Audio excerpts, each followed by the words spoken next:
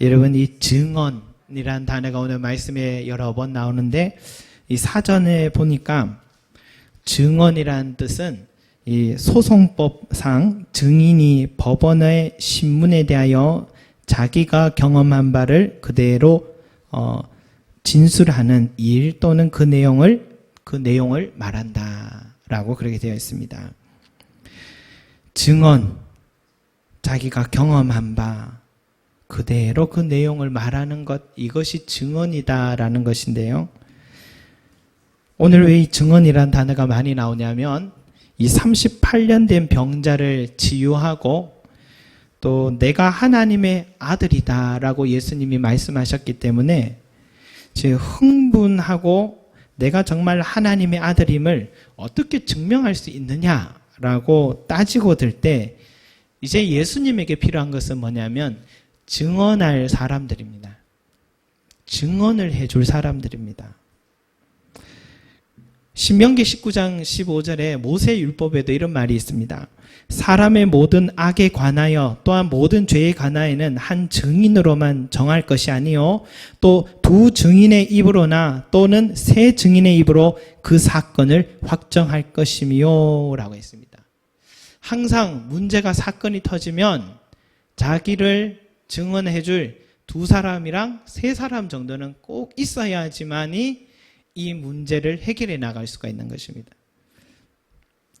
예수님이 지금 안식일날 낫게 하시거나 하나님의 아들이라고 말하실 때는 자신에게 증언할 사람이 필요하다는 사실을 모르고 지금 계실까요? 지금 아주 위험한 일을 하셨기 때문에 누구보다도 예수님은 증언할 사람이 필요하다는 것을 아셨을 것입니다. 왜냐하면 이 마태복음 18장 16절에 예수님이 이렇게 말을 하셨어요. 만일 듣지 않거든 한두 사람 데리고 가서 두세 증인의 입으로 말마다 확정하게 하라 했습니다. 그러니까 증인의 역할은 예수님도 잘 알고 있었습니다. 어떤 문제가 생기면 증언을 해줄 사람이 필요하다는 것은 예수님은 잘 알고 있었습니다. 유대인들도 예수님 자신도 이 상황에서는 증언할 사람 필요하다. 그렇지 않으면 어떻게 되냐? 모세의 율법을 어기면 그들은 처벌을 받습니다. 돌에 맞거나 십자가에 매달리거나 아주 비참한 처벌을 받습니다. 그러니까 지금 증언할 사람은 너무 중요합니다. 여러분, 그 타짜라는 영화가 있습니다. 타짜라는 영화를 보면요, 서로를 화투를 딱 들고서 눈치를 막 봅니다. 옆 사람들을 뭐 이렇게 보면서 얼마나 이 사람들이 손도 빠르고 눈도 빠른 것 같아요. 이렇게 다 눈치를 보고 있는데 이 자신이 갖고 있는 이 돈을 쫙 밀어가서 겁니다. 중간에다가 딱 판돈을 걸어요. 그러면 옆에 사람도 자신이 있는 듯이 자기가 갖고 있는 돈을 또 쫙 밀어서 판돈을 겁니다. 그러면 판돈이 점점 커지죠. 나중에 보니까요, 수억, 수십억까지도 걸더라고요. 참 대단하더라고요. 그리고는 이제는 가진 것 다 걸면서 하는 말이 콜이라고 말합니다. 콜. 이제 콜이라 하면 이제 자기 패를 뒤집어야 됩니다. 갖고 있는 카드를 뒤집어야 됩니다. 그러면 첫 번째 사람이 싹 미소를 지으면서 내가 이겼다는 듯이 쫙 뒤집으면서 8땡 그럽니다. 8땡. 그러면서 판돈에 있는 돈이 내 돈인 양 쫙 안고 막 끌어오려고 하는 순간 옆에서 잠깐 그럽니다. 잠깐 하면서 이제 자기가 패를 탁 뒤집습니다. 굿땡. 굿땡이 나오는 겁니다. 굿땡. 그러면서 웃음을 지으면서 이제 이 사람이 돈을 싹 끌고 오려고 하면 그때 또 옆에서 잠깐 하는 소리가 들립니다. 그 사람이 주인공인 것 같아요. 근데 그 사람은 화투를 뒤집지도 않습니다. 바로 돈부터 끌고 오려고 합니다. 돈부터 싹 웃으면서 끌어오면 그 화투는 본인이 뒤집지 않고 옆에 서 있는 사람이 뒤집어 봅니다. 그 화투를 손을 떨면서 한 장을 뒤집습니다. 한 장을 뒤집었는데 그 그림은 단풍 그림이 들어있습니다. 그리고 또 한 장을 손 떨면서 탁 뒤집으니까 단풍 그림 2장이 들어있는 장땡이 나온 겁니다. 장땡입니다. 단 2장의 이 화투 속에 그 그림으로 그들 그 판 위에서 인생이요 완전히 바뀌어버리는 거예요. 그 모습을 보면서 지금까지 예수님의 모습 보면요, 두세 증인이 지금 없기 때문에 예수님도 자신의 이 패가 없고 묘안도 없고 궁지에 몰려있는 그런 상황이 지금 오늘 상황입니다. 예수님도 자신도 그걸 인정하고 있습니다. 뭐라고 하냐면 34절에 뭐라 합니까? 나는 사람의 증언을 취하지 아니하노라. 증언할 사람 없단 말입니다. 이 말은 아무것도 없는 거예요. 예수님께는 패가 없습니다. 카드가 없습니다. 그런데요, 이제 옆에 유대인 타짜들이 미소를 지으면서 너 이제 죽었다 하고 있을 때 예수님이 잠깐 하시면서 자신이 가진 갑자기 이 말씀을 하시는 거예요. 나를 위하여 증언하신 네가 따로 있으니 내게는 요한의 증거보다 더 큰 증거가 있으니 하면서 자신에게는 마치 어떤 아주 중요한 카드, 패가 있다는 사실을 슬쩍 언급하는 것입니다. 그 말을 잠깐 하는 순간 옆에 유대인 타짜들이 긴장을 하기 시작하는 거예요. 그리고 이제 예수님이 자신이 가진 패를 뒤집기 시작하십니다. 37절 말씀인데 한번 같이 읽어보겠습니다. 37절 시작. 내게는 요한의 증거보다 더 큰 증거가 있으니 아버지께서 내게 주사 이루게 하시는 역사 곧 내가 하는 그 역사가 아버지께서 나를 보내신 것을 나를 위하여 증언하는 것이요. 아멘. 예수님이 지금 보여준 패, 예수님의 카드는 뭐냐면 아버지 하나님의 증언입니다. 사람의 증언이 아니라 하나님 아버지의 증언이라는 이 카드, 이것을 다 빼들고 보여주었습니다. 이 패를 딱 갖고 있으니까요, 수많은 사람들이 둘러싸여서 자신을 수많은 사람들이 거짓 증언을 해도 예수님은 전혀 두려워하지 않았습니다. 이 패를 딱 갖고 있으니까 죽이려 드는 유대인 타짜들이 뒤에서 어떤 모의를 하고 계략과 예수를 죽이려고 해도 예수님은 눈 하나 깜짝하지 않고 서 계실 수 있었다라는 겁니다. 자기 소신대로 걸어갈 수 있었던 것입니다. 오늘 5장 말씀 뒤를 아무리 살펴봐도요, 예수님이 이 패를 꺼내고 나니까 사람들이 더 이상 어떤 말도 하지 않고 예수님은 자기 길을 계속 걸어간 모습을 보게 됩니다. 여러분, 왜 그러냐? 예수님이 꺼낸 이 하나님의 증언, 예수님이 꺼낸 하나님의 증언이란 이 패는 단순한 말이 아니고 실제적인 사건들이었기 때문입니다. 병든 자를 낫게 하고 눈먼 자를 눈을 뜨게 하고 안전뱅이를 일어나게 하고 사마리아 여인처럼 깨진 가정을 회복시키고 물이 포도주가 되게 하는 등 예수님의 말을 듣는다면 이 모든 일들은 하나님께서 예수님 자신을 하나님의 아들이다라는 것을 증언하기 위해서 이루신 하나님의 역사들이다라고 증언하셨다라는 것입니다. 여러분, 하나님께서 함께 해주셔서 그 역사를 이루신 것, 이게 뭐냐? 이게 장땡입니다. 이게 장땡입니다, 여러분. 여기서 더 이상 그 어떤 증언은 필요 없습니다. 38년 된 병자가 분명히 예루살렘 사람들이 다 보고 있었는데 그 사람은 도저히 불가능한 사람인데 지금 눈앞에서 왔다 갔다 하고 있으면 이 타짜들 세계에서 말하면 지금 단풍잎 2개를 다 꺼내고 있는, 그거 보고 눈이 희둥그레지고 있는 그 현장과 똑같은 거예요. 도저히 있을 수 없는 일을 지금 눈앞에서 보고 있기 때문에 그 사람들은 모두 다 이것보다는 더 큰 증언은 있을 수가 없는 것입니다. 사랑하는 여러분, 우리도, 저는 오늘 이 말씀 보면서요, 우리도 예수님처럼 하나님의 증언만을 의지하고 자랑하는 사람들이 되기를 소망합니다. 그게 장땡입니다. 하나님의 증언요. 사람의 증언 아닙니다. 그리스도인이라는데 여러분 그리스도인이라는 단어는 이 사도행전에서 시작됐는데요. 왜 사도행전 시작됐냐면 예수 그리스도 죽었다가 살아났다고 말하면서 그 예수 그리스도를 본받고 따르는 사람을 그리스도를 따르는 사람을 그리스도인이다 그러겠어요. 예수님은 허공에 사라질 사람들의 증언을 의지하지 않았습니다. 오직 하나님의 증언만을 의지하고 바라보고 자랑하셨던 분이 바로 예수님이다라는 것입니다.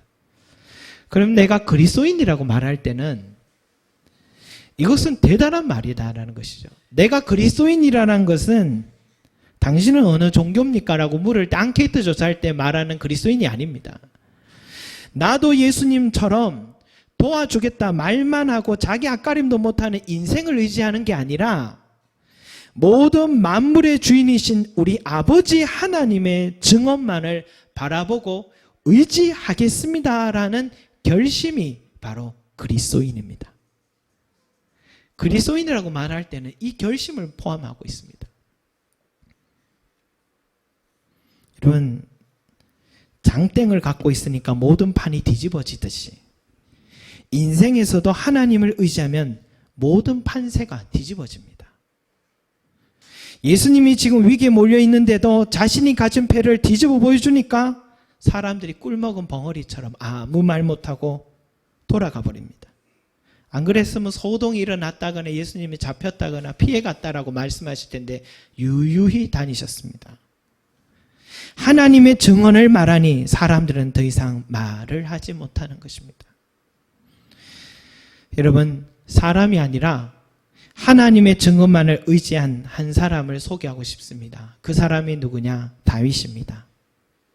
사람이 아니라 하나님만을 의지한 그 사람, 다윗입니다. 다윗이요, 그의 인생에 어려움이 여러 번 있었습니다. 시편 보면 말도 못합니다. 그런데 진짜 어려웠던 순간이 이때인 것 같아요. 자기 아들의 반란으로 쫓겨다니는 신세, 다윗이요.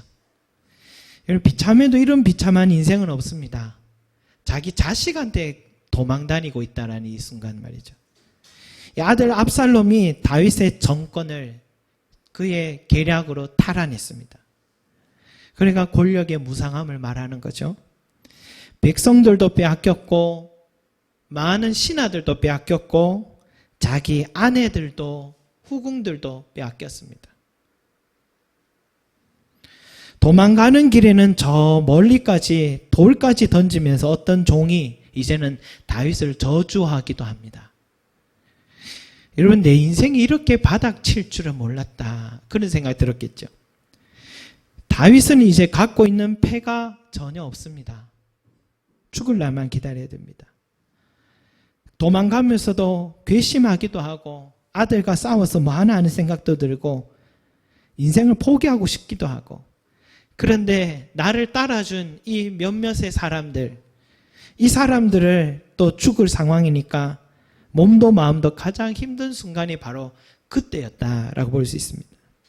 그때 쓴 기도 시가 있는데 그 시가 뭐냐면 시편 3편입니다. 시편 3편이 아들에게 쫓겨서 도망 다닐 때 쓴 시입니다. 뭐라고 적혀있냐면 시의 기도문이 이렇습니다. 여호와여, 나의 대적이 어찌 그리 많은지요. 일어나 나를 치는 자가 많으니이다. 많은 사람이 나를 대적하여 말하기를 그는 하나님께 구원을 받지 못한다 하나이다. 여호와여, 주는 나의 방패시요 나의 영광이시요 나의 머리를 드시는 자이시니다. 내가 나의 목소리를 여호와께 부르짖으니 그의 성산에서 응답하시는도다. 내가 누워 자고 깨었으니 여호와께서 나를 붙드심이로다. 천만인이 나를 에워싸 진친다 하여도 나는 두려워하지 아니하리이다. 여호와여, 일어나소서. 나의 하나님이여, 나를 구원하소서. 주께서 나의 모든 원수의 뺨을 치시며 악인의 일을 꺾으셨나이다. 구원은 여호와께 있사오니 주의 복을 주의 백성에게 내리소서. 여러분, 이 시가요, 이제 일이 다 끝나고 쓴 시가 아닙니다. 도망 다닐 때입니다. 뼈가 쇠하여지고 눈에 눈물이 마른 그 상황일 겁니다. 살고 싶지 않은 그 상황입니다.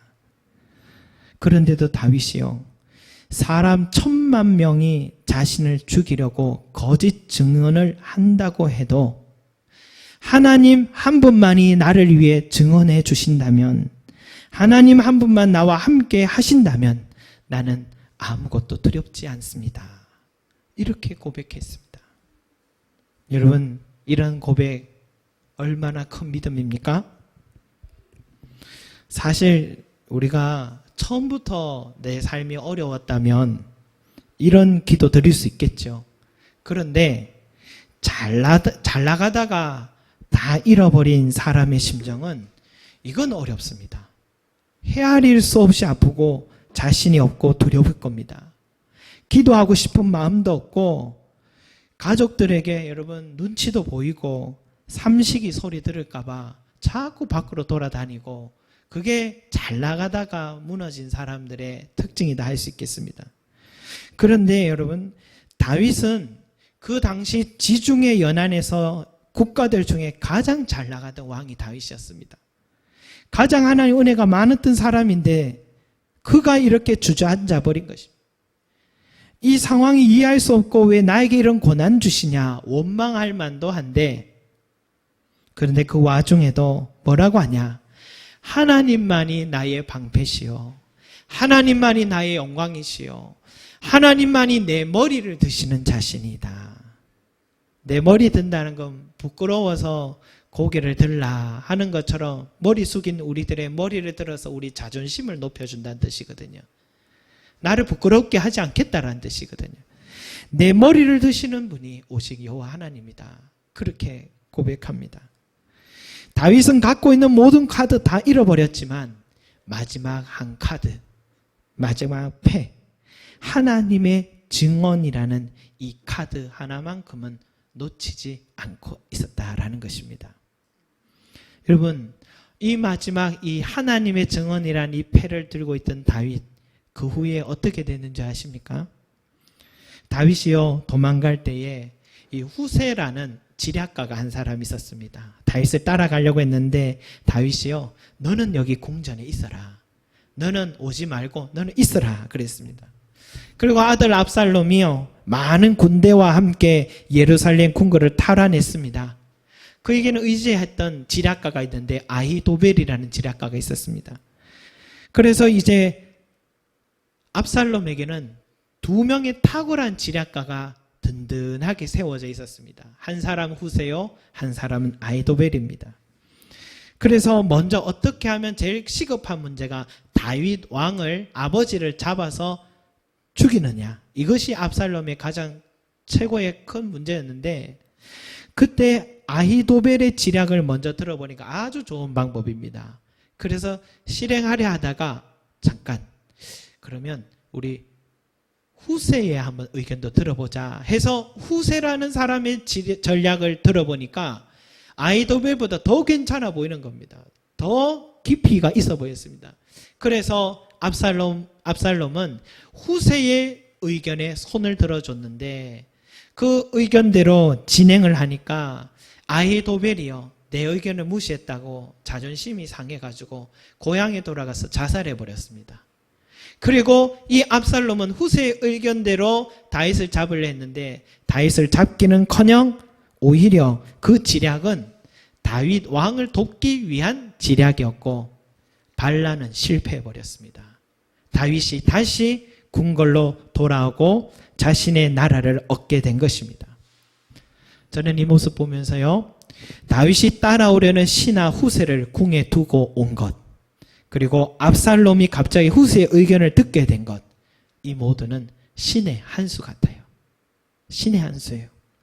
이런 결정적이고 판세를 뒤엎을 만한 일들은 어떻게 가능하느냐?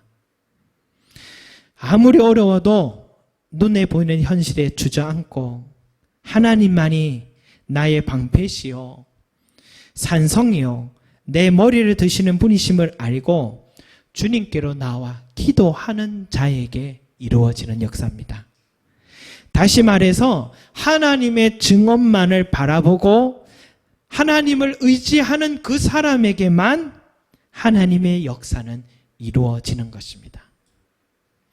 오늘 말씀을 보니까요, 예수님이 마지막 절에는 안타까워하는 말씀이 있습니다. 40절 말씀 한번 같이 읽겠습니다. 40절 시작. 그러나 너희가 영생을 얻기 위하여 내게 오기를 원하지 아니하는도다. 아멘. 이렇게 좋은 카드를 들고 있으면서 왜 너희들은 내게로 나아오지 않느냐? 이렇게 확실한 증언을 보았음에도 불구하고 너희는 왜 나에게 나아오지 아니하느냐? 안타까워하고 있는 지금 예수님의 마음이 여기에 있습니다. 이보다 더 좋은 증언은 없는데도 보고도 믿지 못하는 우리들을 향하여서 예수님이 안타까워하고 있습니다. 안아주심이라는 한 책이 있습니다. 그 책에 들어있는 내용인데 이런 내용이에요. 이 아펜젤리 선교사가요, 인천에 상륙을 하고 얼마 지나지 않아서 동네 주민들을 전도해서 1885년도에 예배당을 지었습니다. 그 교회가 지금 여기 신포동에 있는 내리교회라는 것입니다. 내리교회입니다. 가끔씩 저도 사모도 이 쉬는 날에는 이 내리교회 카페가 좋아요. 그래 지금도 그곳에 가서 차 한잔을 하면서 옆에 성전을 보면 크지만 마냥 크기만 하지 않고 참 예쁩니다. 벽돌로 지은 그 성전이 참 아름답습니다. 그래서 참 교회 예쁘다 하는 생각을 갖게 됐는데, 그런데 그 성전이요, 그저 쉽게 지어진 게 아니다라는 사실을 이 책을 통해서 알게 되었습니다. 그 교회를 한 20년 넘게 목회하신 목사님, 지금은 원로로 계신지 소천하신지 잘 모르겠지만 그 당시에 한 20년 넘게 목회하신 목사님이 증언이었는데, 그분이 처음 부임했을 때는 교회가 작았답니다. 교회가 작아서 본래 있던 옛날 건물을 다 헐어버리고 1980년대에 새로운 예배당을 지었다라는 겁니다. 그때는 이제 성도 수가 점점 많아져서 1300명 정도의 성도가 있었습니다. 예배당을 새로 짓는데 교회가요, 시험에 들었다는 거예요. 교회에서 중심 역할을 하는 중직자들 한 20명 남짓 있었는데, 그 가운데 한 7사람이 교회에 분쟁을 일으키기 시작한 것입니다. 예배당을 세울 때요, 그들 개인의 어떤 경제적 여건이 안 좋아서 그랬는지, 남들에 비해 헌금을 못해서 그랬는지, 상대적으로 자기 자신들이 초라해진 것 같은 그런 생각이 들었나 봐요. 그래서 그들이요, 예배당이 완공되니까 이제 우리가 설 땅이 없어지는구나 하는 위기의식을 느꼈는지, 지금까지 우리가 이 교회의 주도권을 쥐고 일을 한 것처럼 보이려면 저 목사를 쫓아내야 한다 생각하고 문제를 일으키기 시작한 것 같습니다. 그때부터 교회가 얼마나 어려워졌는지 3년 반 동안 그 교회가 그야말로 죽지 못해서 연명하는 그런 교회가 되어버렸습니다. 3년 반 동안. 심지어 한참 어려울 때는 이 깡패까지 동원해서 예배 시간에 목사를 강단에서 끌어내릴 정도로 그렇게 분쟁이 있었습니다. 그러니까 이 목사님이요, 밤에 자리에 누워도 잠이 오지 않았습니다. 잠이 오지 않고 밥맛도 달아나고 몸은 점점점 야위어져 가고 그랬답니다. 그래서 어느 날 그 목사님이요, 야, 이러다가 내가 완전히 가겠구나, 내가 이러다가 죽겠구나 생각을 하고 정신을 번쩍 차리고요, 다시 옷을 반듯하게 입고 넥타이를 딱 매고 내가 죽어도 목사로서 죽어야지 하고는 예배당 기도실로 갔습니다. 그런데 여러분, 이럴 때 기도가 되겠습니까? 이럴 때 기도가 안 되잖아요. 기도가 나오지 않아서 밤중에도요, 주여 하고 부르짖고 새벽에도 주여 하고 부르시는 거예요. 하루는요, 여느 날처럼 이 불면증으로 이 성전에서 고생하다가 이 밤중에 기도실에 찾아가서 한 30분 주여 하고 부르짖는데 본인도 모르게 코를 골면서 잠이 든 겁니다. 코까지 골면서 잠이 든 거예요. 깊은 잠에 골아떨어진 겁니다. 한참 자다 깜짝 놀라 일어나 보니까 한 1시간쯤 지나 있었습니다. 그런데 그 잠이 어찌나 달든지 그간에 쌓여있던 피곤한 몸이 피곤이 다 날아가 버리고 샘이 막 솟구쳐 오르더라는 겁니다. 그때부터 새벽까지 하나님 앞에 엎드려서 기도하고 찬양했다는 것이죠. 첫날 밤에 그렇게 재미를 보고 나니까 그 문제가 다 해결할 때까지 그분이요, 1년 반을 저녁에는 옷 한 번 벗은 일이 없었다고 말합니다. 밤만 되면 기도실에 가서 주여 하고 부르짖으면 하나님께서 오냐, 잘 왔다, 푹 자거라, 내가 새 힘을 너에게 주겠노라 하면서 위로의 음성을 듣기도 하면서, 그렇게 1시간쯤 푹 자고 일어난 뒤에 계속 기도하다가 아침이 되면 또 일하러 가고, 그렇게 하니까 몸도 점점 좋아지더라는 것입니다. 몸도 점점 좋아지고, 그렇게 기도밖에 한 것이 없는데 1년 반이 지나고 나니까 하나님께서요, 그 교회의 모든 분쟁과 아픔과 상처의 문제들이 하나하나 다 해결해 주신 그런 간증을 하신 것을, 증언을 보게 되었습니다. 사랑하는 여러분, 예수님처럼, 이 다윗처럼, 또 이 원로 목사님처럼 이 하나님의 증언만을 바라보시기 바랍니다. 아침마다 저녁마다 여러분 성전을 향해 달려와 여러분 기도해 보시기 바랍니다. 여러분들이 어떤 문제를 갖고 계셔도 이 성전을 찾아와서 기도하시면 오냐, 잘 왔다, 푹 쉬거라, 내가 새 힘을 너에게 주겠노라 그러시면서 여러분을 따뜻하게 위로하시고, 내가 기도하다가 잠들어 있다 하더라도 주의 전에서 잠들면 하나님은 내 삶을 위해서 부지런하게 일하시고 해결해 놓으시는 은혜가 있는 줄로 믿습니다. 이것이 우리가 할 수 있는 패입니다. 이것이 저와 여러분이 갖고 있는 하나님의 증언이라는 큰 증언을 우리가 갖고 있다는 증거가 되는 것입니다. 친구가요, 미국에서 목회를 하는데 그곳에는요, 일주일에 딱 한 타임 세가 너무 비싸가지고, 월세가 비싸서 그것도 다른 교회가 먼저 예배 드리고 그 다음 시간에 한 몇 시간을 빌려 쓰는데 우리나라보다 월세가 비쌉니다. 그러니까 주중에 기도하러 가고 싶어도 못 가는 게 미국의 현실 같아요. 근데 우리나라는 얼마나 좋습니까? 언제든지 기도하고 싶으면 기도할 수 있는 성전이 있습니다. 다니엘이 창문 열고 기도한 것은 성전에 못 가서 기도한 거지, 성전을 여러분 사모하시 바랍니다. 여러분의 주신 하나님의 선물입니다. 언제든지 사용하여 주셔서 이 내가 갖고 있는, 예수님이 지금 안타까워 왜 나에게 나오지 않느냐 말하고 안타까워하는 것이, 여러분 이 성전을 사모하시고 사랑하시고 주님께서 주신 이 선물을 사용하시기 바랍니다. 그래 하신다면 반드시 하나님께 두 손 들고 기도하신다면 반드시 저와 여러분의 삶